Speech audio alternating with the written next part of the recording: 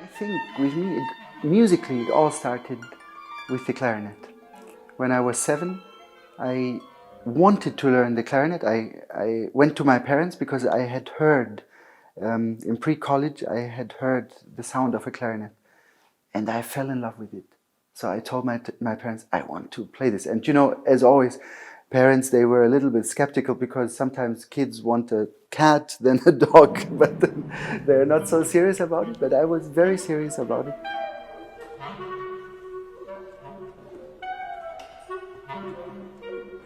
I'm so happy that I took this choice and that my parents supported me. And I think in my composing also one hears at least the fact that for me music is something physical. We produce our sound with, you know, with the air. That's something very essential for me, for my whole music.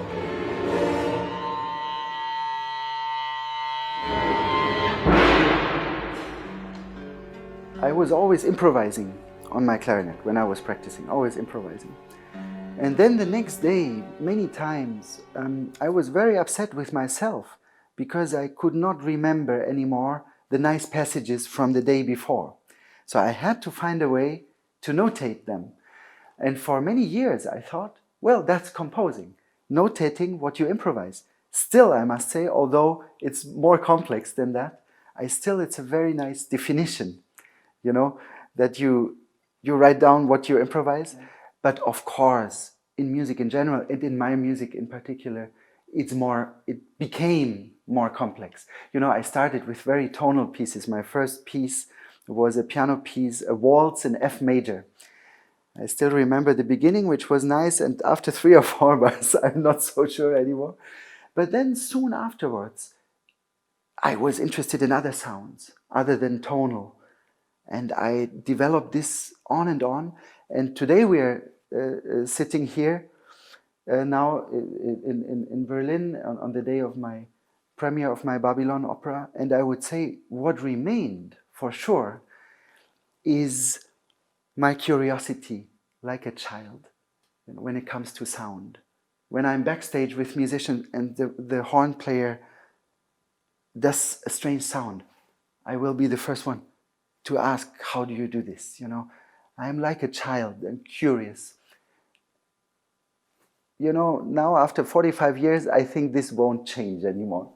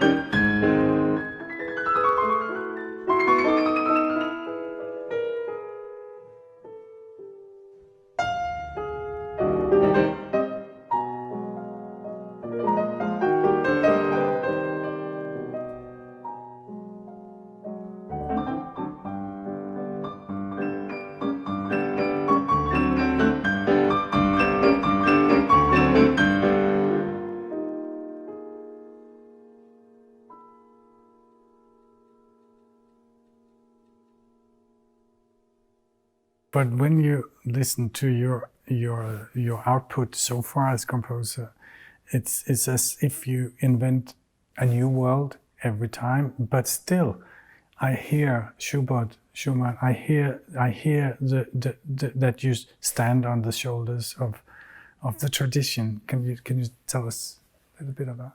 To me, the music in general and the past is, and the great masterworks of the past is a constant inspiration for me. I don't think it's music of the past. To me, it's there are correspondences with Schumann, for example. But please don't misunderstand, I don't put myself on the same standard like that, but I'm still inspired, and I think it's music which is modern. In Schumann in particular, these melodical lines, which I many times call the fever curves. So it's something, to me, incredibly modern. It speaks to me in the same acute way as music of our time sometimes, and therefore I love to, in my programs, to combine these things, because I'm convinced that the listener will listen to a piece which you think Mozart Clarinet Concerto, for example, in a completely different way when it's confronted with sounds from our time, the dissonances, for example, the deceptive cadences, the unexpected in Mozart, and it's full of it, every bar, you will listen to it in a different way. I'm convinced. And that's what I believe very much in. I cannot translate literally, but there is a sentence by Gustav Mahler, which I love, which is, I tried to do it in English, tradition is not the adoration of the ashes, it's giving the fire to the next generation, and that's my definition of tradition too. It's not a sentimental looking back, it's going onward. Widmann I tillegg til å være en av Europas mest spilte komponister, så han også en strålende klarinettist. Jeg har spilt med han selv, og det var en flott opplevelse. Og dirigerer gjør han også. Og denne bakgrunnen han har også som musiker gjør nok at han har veldig konkret forhold til mange historiske komponister. Og jeg vet at han spesielt glad I Franz Schubert. Og dette stykket som jeg nå skal spille, som heter Idyll og avgrunn, som skrevet I 2009, det handler om Schubert. Det et portrett av Schubert. Og det disse to sidene til Schubert.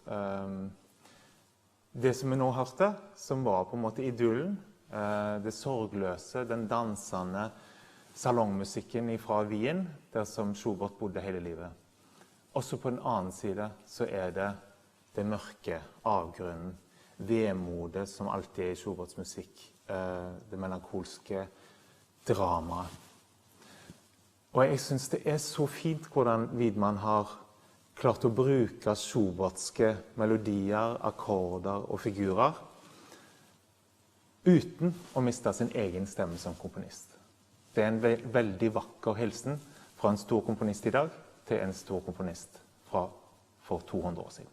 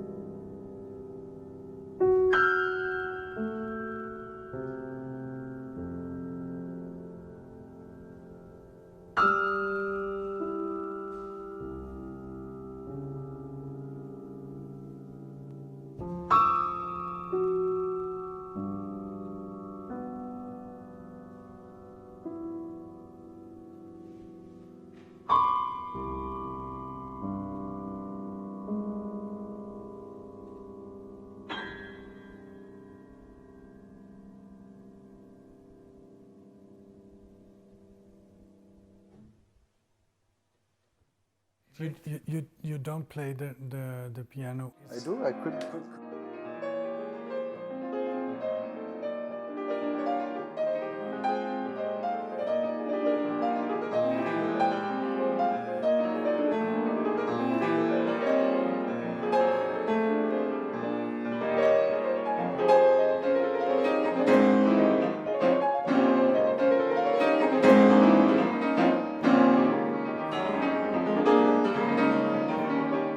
You need to find your own language. What is linked to you, and there we have seen tradition as we call it modernism and postmodernism and tonality and atonality.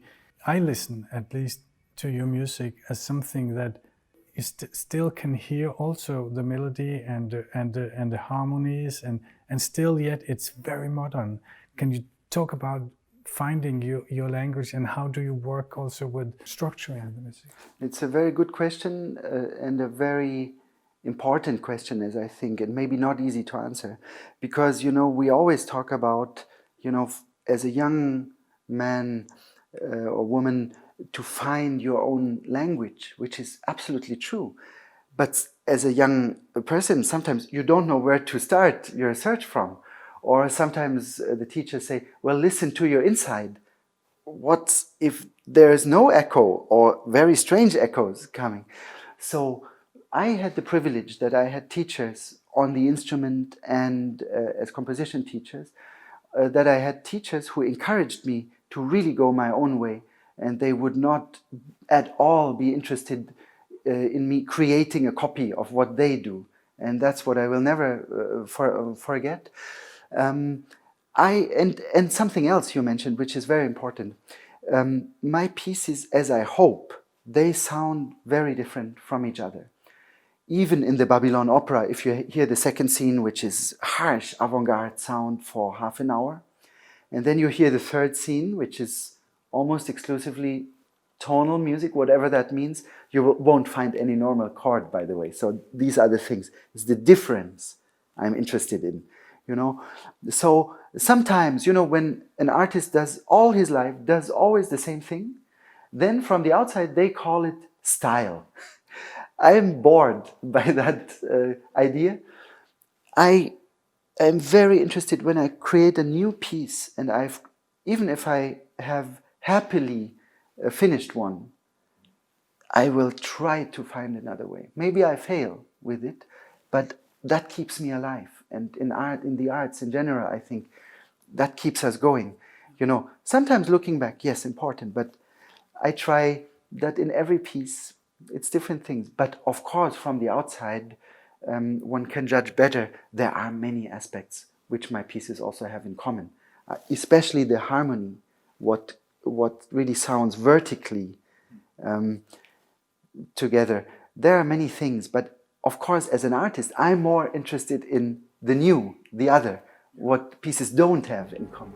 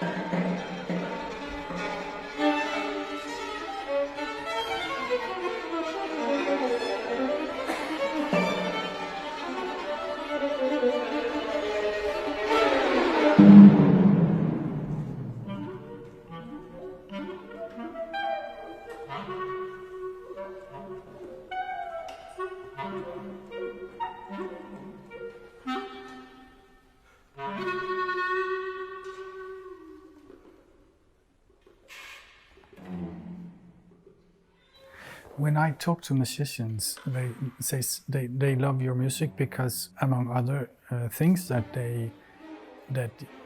you are so physically and you enjoy the respect because you also are virtuosic yourself as a musician. It is actually a tradition that has been not so dominant for hundreds of years, but so you are actually continuing or bridging a tradition from Mozart, and the way that it's very physical.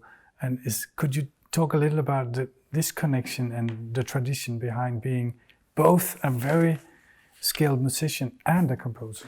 I mean, for many years and decades and even centuries, there was a unity of musicianship, which means that until even the middle of 19th century, it was natural that a composer, Beethoven, you could also mention, or Mozart, they would perform their piano concerti, their violin concerti.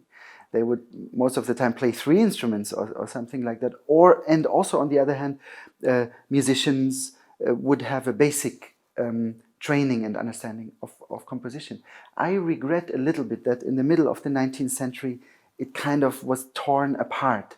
Suddenly there was the new type of the maestro, which was never that important before, suddenly. Then there was the virtuoso, Paganini, Liszt, fascinating figures, by the way. Nothing against that, but suddenly there was this concept of the virtuoso, also of the strange composer who in some strange apartment sits there and puts his strange notes, crazy, or, from these days is this crazy concept of either you do this or you do that.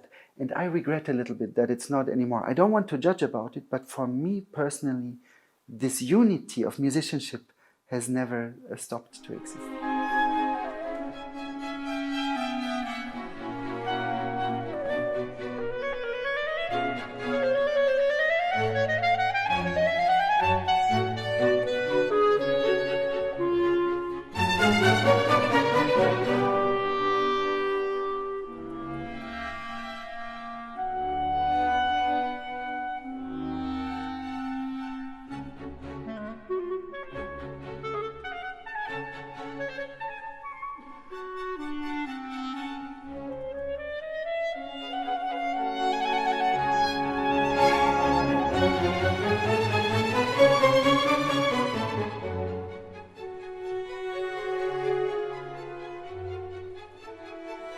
And then we add the third thing, which is that you conduct also.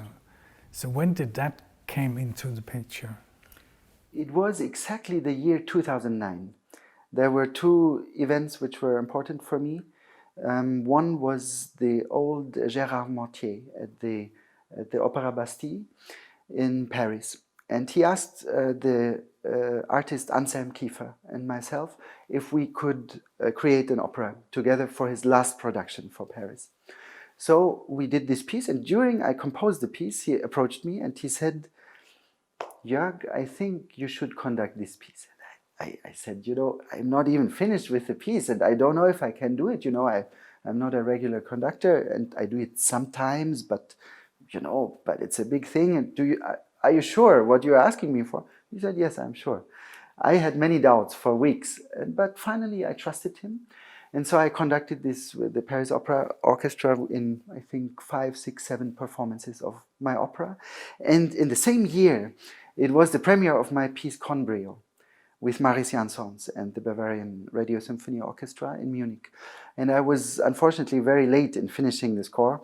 And one day, I will never forget that day, one day before the first rehearsal, I got a phone call from Maris Jansons, and he said, we are looking forward to your piece, but it's incredibly complex. I got the score very late. You have to conduct the first rehearsal. And I said, "I'm so sorry, I'm doing a clarinet masterclass. There are young people waiting for me. I cannot disappoint them. And I have to learn the score. I have only some hours left." And he said, "I'm very sorry, but I really need it." And he sat in the rehearsal. So I took the night train and I tried to put my markings in the score, 80 pages of the score. I remember I could not even finish it. I had to finish on page 52 or something. So I was kind of trembling in front of this orchestra, a wonderful orchestra, which I admire a lot. I played a lot with them. Today I had the privilege to conduct them even several times, but at that time I was shaking because I said, "Please, friends, colleagues, please support me. it's completely new for me. Writing a piece and conducting it is two different things. I heard about it the last night, and Maestro Janssons asked me about it, and I was happy to do it. And it was not easy, but after 5 minutes, it felt kind of easy. So that was a kind of starting point. These two things, and today it feels natural to me. It's one of my expressions of music.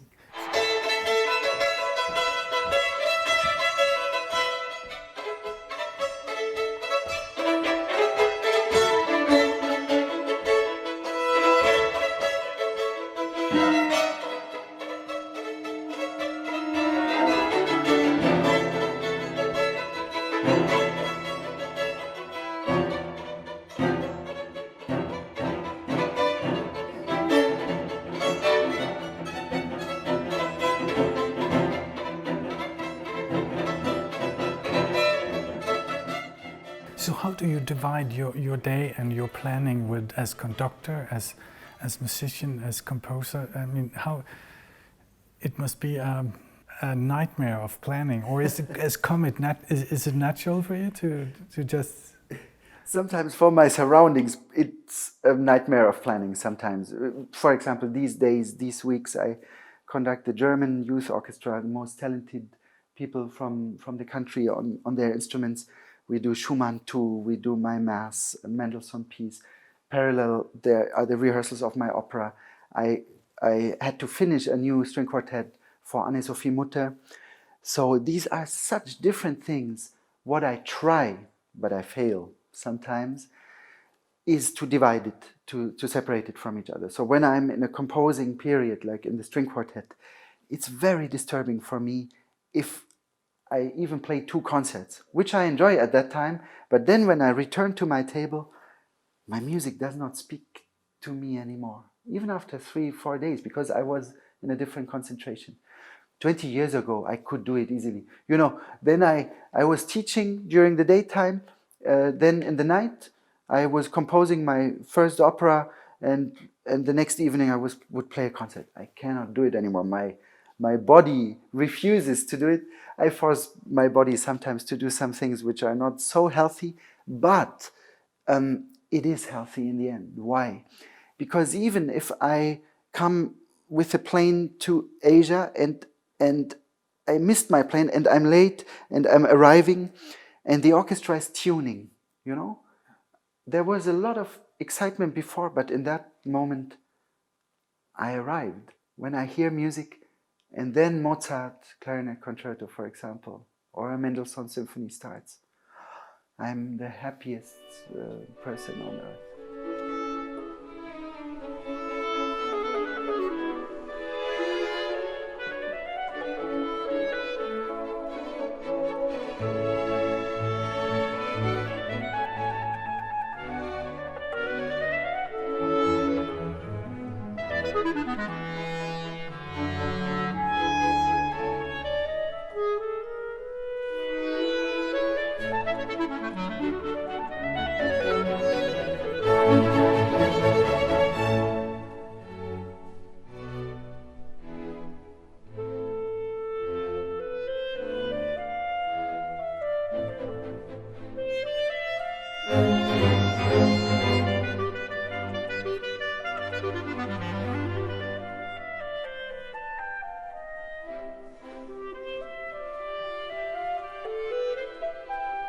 So let's talk a bit Bergen.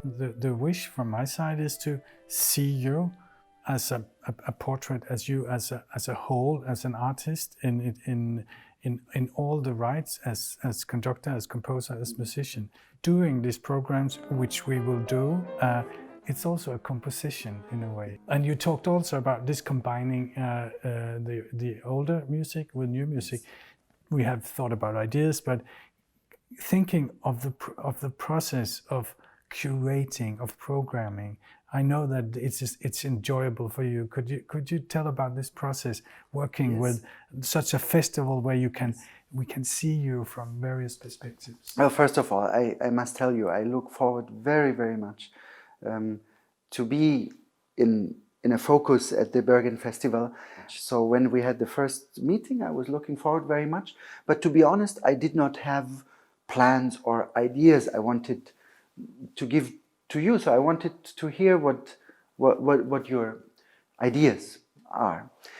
So then we talked, and maybe you remember, in the middle of it, you know, and you mentioned it's like composing, you know, and then we thought, oh yes, but then we could combine it with that. If we have that piece, and the journey started.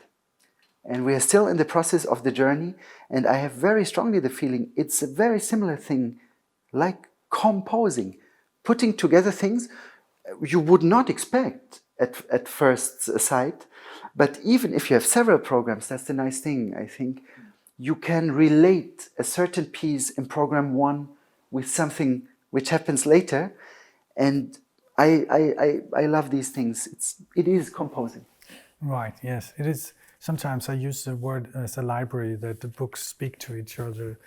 True. Which they do. Sometimes we are not allowed to listen if they speak, but they speak to each other.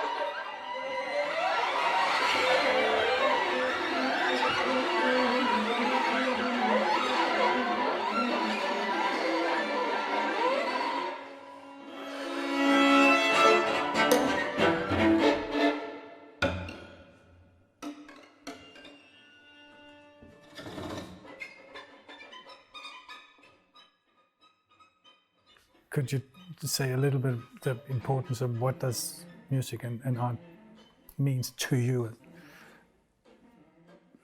I have to answer this in a very personal way. The idea that due to an injury or something, or a disease, I could not make music anymore, this would be a tragedy for me. I get so much joy out of the fact that I'm allowed to do these different aspects which we were discussing, and also the variety of it. You know, sometimes now I'm on tour, I meet many people. Today premiere, thousands of people, you know, fine. Sometimes it's nice afterwards to close the door behind you and be calm and quiet, and you start your new piece. I get refreshment and new energy from it. After these lonely periods of composing, it's like opening a window when I'm allowed to work with wonderful musicians, orchestra, choirs. So for me personally, it's a necessity in life. That's the very personal answer. And more, I believe, I don't want to go too deep into it, everybody sees it, how our world is in a Yeah, in a strange situation. Everybody feels, I think. But especially in a time like that, an artist speaking to the audience through the art, an actor, we as musicians, it's not less important than in other times. It's more important, I believe. Even in times, when you can reproduce music. It's this famous Walter Benjamin essay on that we can reproduce music and everything at any time. I can have access at any time. But this doesn't change the importance of the live character, And what we will do at the Bergen Festival is, people, I'm not an artist who wants to build a wall between myself and the audience. I'm happy also if we will speak to each other in a lecture talk or after the concerts. I'm not somebody who then disappears immediately into the hotel. I'm somebody who is happy about this communication, and also about the feedback, and also questions, not only positive, about the questions the audience might have. So when the audience have listened to you in as a conductor and your music, what would you like that the audience should go home with of emotions or experience? I can say it very precisely, unfortunately not in my words, but in better words, by Beethoven, who wrote on top of one of his most complex and, as I think, until today least understood, yet fantastic music, the Missa Solemnis. He writes the words, I have to say this in German, von Herzen möge es wieder zu Herzen gehen. It comes from the heart, may it reach out for the hearts. That's all I could wish for.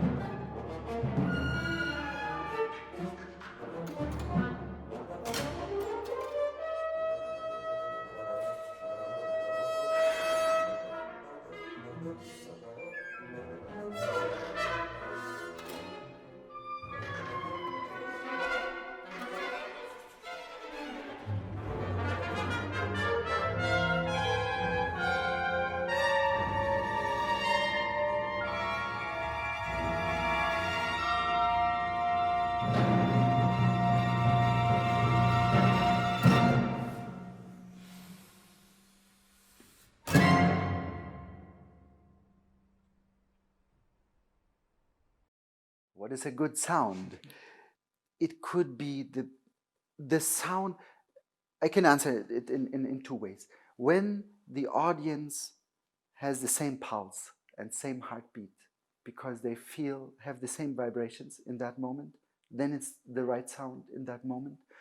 And if I listen, or in other words, I don't have to be a Protestant to understand the Bach moment, or I don't have to be a Catholic to understand a Messiaen piece.